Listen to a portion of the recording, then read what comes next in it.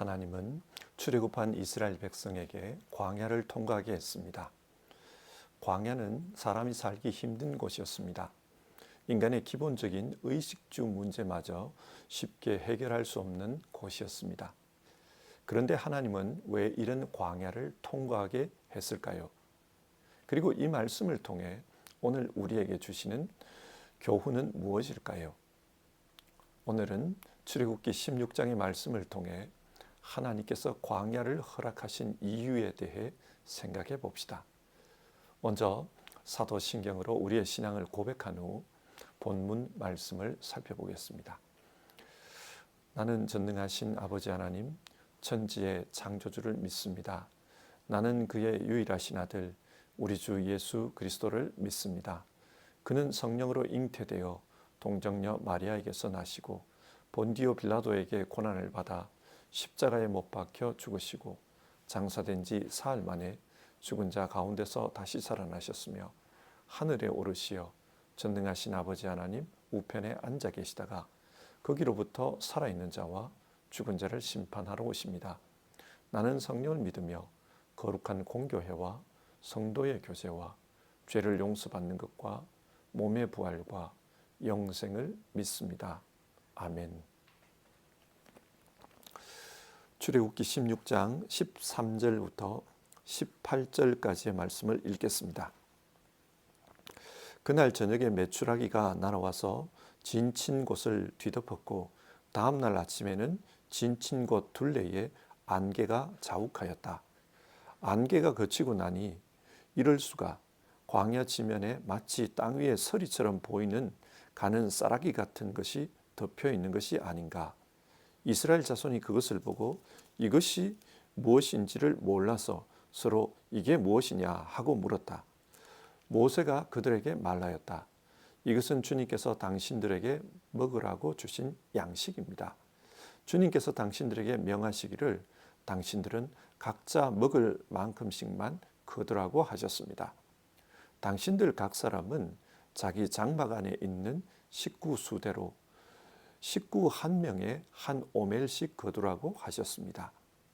이스라엘 자손이 그대로 하니 많이 거두는 사람도 있고 적게 거두는 사람도 있었으나 오멜로 되어보면 많이 거둔 사람도 남지 않고 적게 거둔 사람도 모자라지 않았다.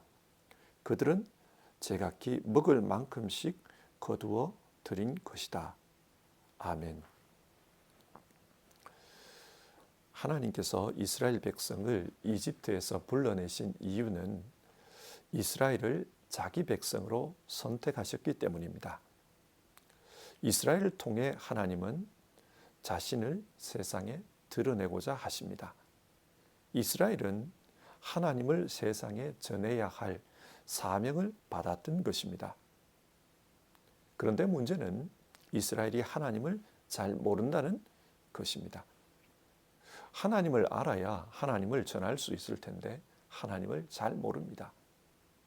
그러면 어떻게 해야 할까요? 출애굽기의 내용을 간단하게 정리해 보면 먼저 이스라엘의 신분을 변화시키는 내용이 나옵니다. 홍해를 건너기 전 이스라엘은 바로의 노예였습니다. 그러나 홍해를 건넌 후 이스라엘은 하나님의 영적 제사장이 되었습니다. 신분이 변화된 것입니다. 하나님을 섬기는 사람이 되었습니다. 그리고 이어서 이스라엘 백성의 광야 생활이 나옵니다. 하나님은 이 광야를 통해 이스라엘 백성의 성품을 변화시킵니다. 이제 하나님의 제사장이 되었으니 하나님의 제사장다운 사람이 되도록 그렇게 변화시켜 가신 것입니다. 하나님께서 이스라엘에게 광야를 준비하신 이유는 그들을 훈련시키기 위해서였습니다. 먼저는 하나님이 어떤 분인지를 아는 훈련, 그리고 이어서 하나님을 섬기기에 합당한 하나님의 사람다운 사람이 되는 훈련을 시키기 위해서였습니다. 오늘 본문은 하나님께서 어떻게 훈련시키시는지 그 내용이 잘 기록되어 있습니다. 자, 그러면 오늘 본문 내용을 같이 보겠습니다. 1절을 보시면 이스라엘 백성이 출애굽한 후 한 달이 지났습니다. 그때 이스라엘 백성은 신광야에 있었는데 출애굽할 때 이집트에서 가지고 나왔던 양식이 다 떨어진 것입니다. 그래서 먹을 것이 없었습니다. 그러자 이스라엘은 모세와 아론을 원망합니다. 어떻게 원망합니까? 3절에 그 내용이 나오는데요. 차라리 우리가 이집트 땅 거기 고기 가마 곁에 앉아 배불리 음식을 먹던 그때에 누가 우리를 주님의 손에 넘겨 주어서 죽게 했더라면 더 좋을 뻔하였습니다. 이집트에서의 생활이 더 좋았다는 것입니다. 거기서 실컷 먹고 그렇게 살다가 죽는 것이 더 나았을 것이다. 그런 말을 합니다. 자, 여러분, 이 원망의 말을 하나님의 입장에서 한번 생각해 봅시다. 기가 막힌 말입니다. 그들이 바로의 압제에 고통당하며 하나님을 향해 울부짖어 놓고는 이제 와서는 그때 이집트에 살던 때가 더 좋았다. 그런 말을 합니다. 자, 여기서 따져볼 것이 있습니다. 사람이 먹을 것이 없어 굶주리게 되면은 무엇이든 원망할 수 있습니다. 그런데 지금 이스라엘 백성은 누구를 향해 원망하고 있습니까? 모세와 아론을 향해 원망했습니다. 왜 그들을 원망했습니까? 모세와 아론이 자기들을 이집트에서 이끌어냈다고 생각하기 때문입니다. 자, 보십시오. 출애굽 사건이 모세와 아론의 능력으로 가능했습니까? 아닙니다. 하나님께서 그들을 이끌어내셨습니다. 하나님의 능력으로 이스라엘을 이집트로부터 출애굽시킨 것입니다. 그런데 왜 이스라엘 사람들은 하나님이 아니라 모세와 아론을 향해 원망하는 것입니까? 그들은 눈에 보이는 것만 보고 있습니다. 눈에 보이지 않는 하나님의 역사는 보지 않고 눈에 보이는 모세와 아론만 보았던 것입니다. 그래서 그들은 사람을 향해 원망하고 있고 사람을 향해 울부짖고 있는 것입니다. 하나님은 지금 이런 이스라엘에게 하나님께서 살아계시다는 것을 가르쳐야만 했습니다. 자, 그러면 하나님께서 어떻게 가르치시는지를 보십시다. 4절을 보면 먹을 것을 하늘에서 비처럼 내려주겠다 말씀하셨습니다. 실컷 먹을 수 있게 해주겠다는 것입니다. 만나입니다. 그래서 6절을 보면 저녁이 되면 당신들을 이집트 땅에서 이끌어내신 분이 하나님이라는 것을 알게 될 것입니다. 그런 말씀이 나옵니다. 실컷 먹게 함으로써 하나님이 당신들을 인도하고 있다. 그것을 보여주겠다는 것입니다.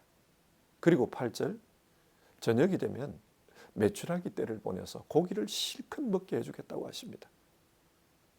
하나님은 이런 일들을 통해 하나님께서 출애굽의 역사를 이끌고 있다는 것을 가르치겠다는 말씀입니다. 자, 보십시오. 하나님께서 이스라엘을 왜 광야로 보냈습니까?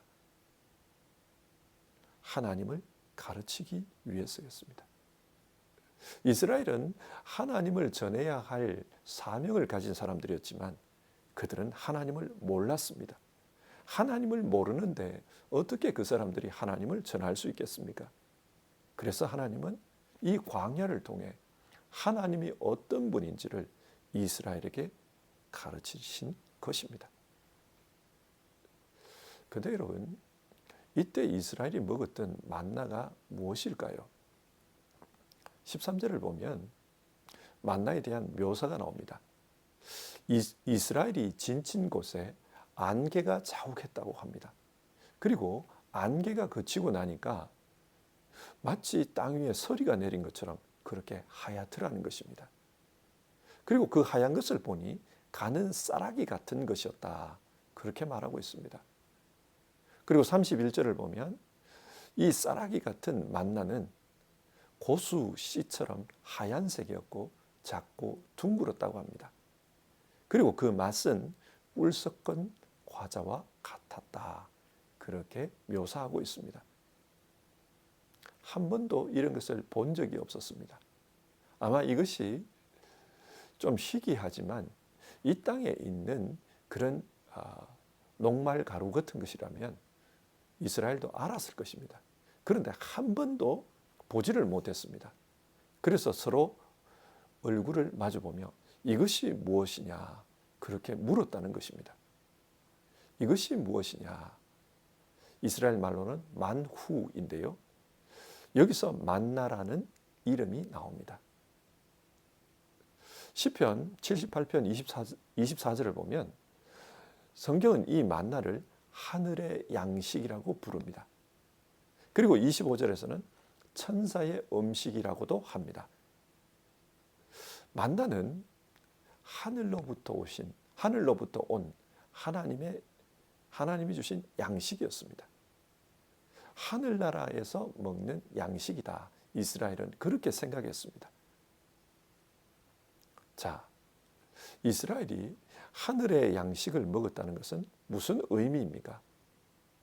그들은 하늘나라 백성이라는 뜻입니다. 비록 이 땅에 있지만 하늘나라 백성이기 때문에 하나님이 주신 하늘의 양식을 먹는 것입니다. 그리고 하나님께서는 이 만나가 무엇을 상징하는지를 나중에 모세를 통해 해석해 주십니다. 신명기 8장 3절에 나오는 말씀인데요. 주님께서 당신들을 낮추시고 굶기시다가 당신들도 알지 못하고 당신들의 조상도 알지 못하는 만나를 먹이셨는데 이것은 사람이 먹는 것으로만 사는 것이 아니라 주님의 입에서 나오는 모든 말씀으로 산다는 것을 당신들에게 알려주시려는 것이었습니다. 왜 만나를 주셔서 만나로 먹고 살게 했는가? 이것은 사람이 땅의 양식이 아니라 육의 양식이 아니라 하나님의 말씀으로 산다는 것을 가르치기 위해서였다. 그렇게 해석해 주셨습니다. 이제 곧 이스라엘은 약속의 땅 가나안에 들어가게 될 것입니다. 가나안에 들어가면 농사를 지어서 그 땅에서 보리와 밀을 거둘 것입니다. 그들은 그것을 먹고 살 것입니다. 그런데 그때 기억하라는 거예요. 무엇을 기억해야 하는가?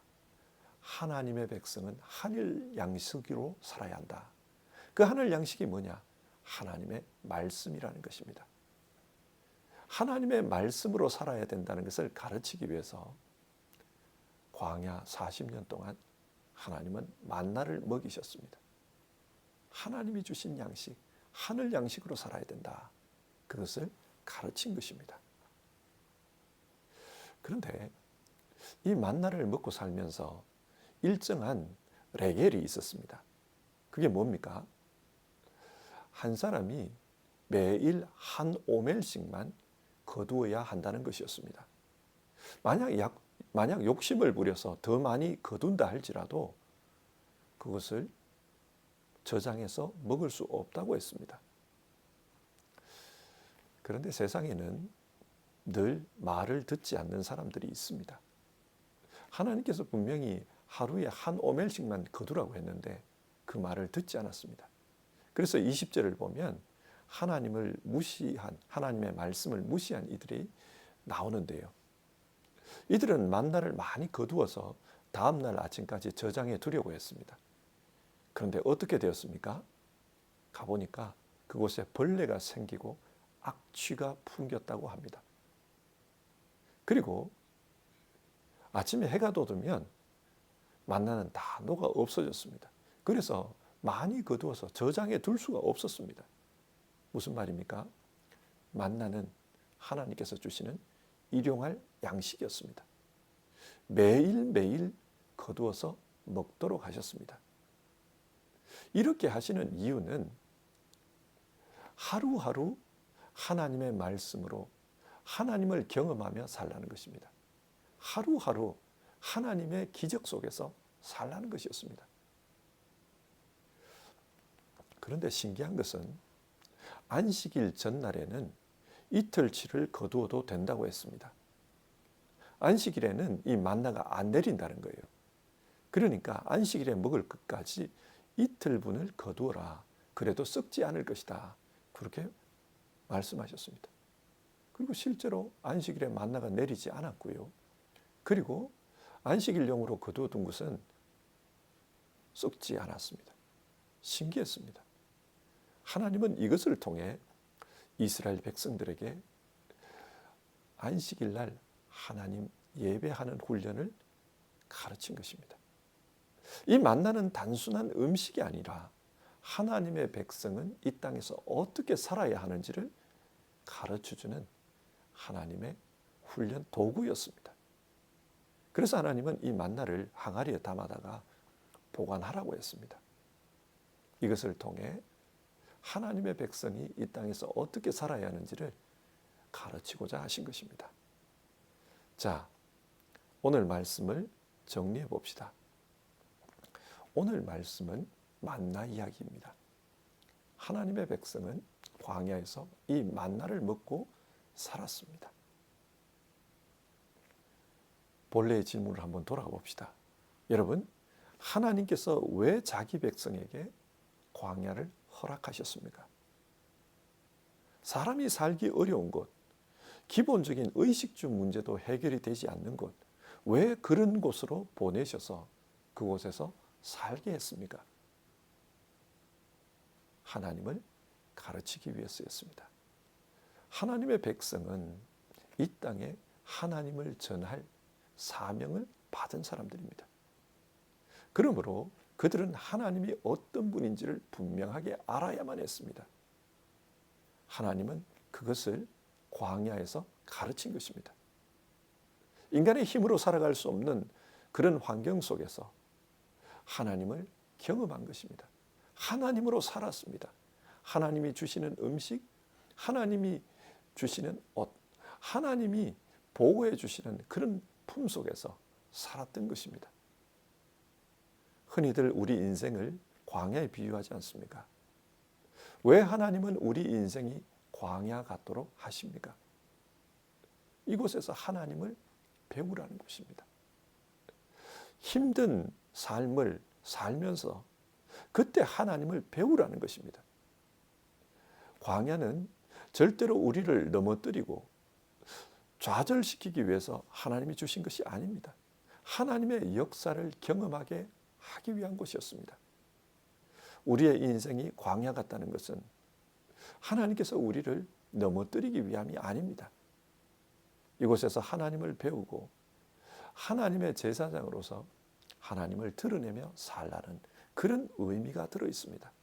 우리의 삶이 어렵더라도 이곳에서 우리는 하나님을 배워야 합니다. 그리고 하나님을 드러내는 삶을 살아야 합니다. 또 하나님은 자기 백성을 거룩한 제사장답게 훈련시키기 위해 광야의 삶을 살게 했습니다. 우리 역시 이곳에서 하나님의 사람다운 모습으로 훈련되고 있다. 그것을 기억해야 합니다. 자, 생각해 보십시오. 광야는 메마른 곳입니다. 일교차가 굉장히 큽니다. 그렇기 때문에 식물이 자랄 수가 없습니다. 농사를 짓기 위해 씨를 뿌린다고 해도 열매가 맺히지 않습니다. 무슨 말입니까? 우리 인생이 광야라면 우리는 이곳에서 우리의 노력으로 살 수 없다는 것입니다. 하나님이 주신 양식으로 살아야 한다. 그것을 깨달아야 합니다. 그 양식이 바로 만나였습니다. 하나님의 말씀이 만나다 모세는 그렇게 해석해 주었습니다. 비록 이스라엘이 가나안 땅에 들어가서 농사를 짓고 양식을 얻겠지만 그때 기억하라는 것입니다. 하나님의 백성은 하나님의 말씀으로 살아야 한다. 하나님이 주시는 하늘의 양식으로 살아야 한다. 그것을 기억하라는 것입니다. 이 말씀이 오늘 우리에게 주는 교훈을 생각해 봅시다. 하나님은 우리 역시 하루의 삶을 하나님의 말씀으로 살아갈 것을 교훈하고 있습니다. 하나님을 믿고 그렇기 때문에 그 말씀을 따라 그 말씀대로 사는 훈련을 하라는 것입니다. 그래서 이 땅에서 성화된 모습, 그런 모습으로 살아가라. 우리에게 그것을 요구하십니다. 요한복음은 이 만나가 사실은 예수님을 상징한다. 그렇게 말씀해 줍니다.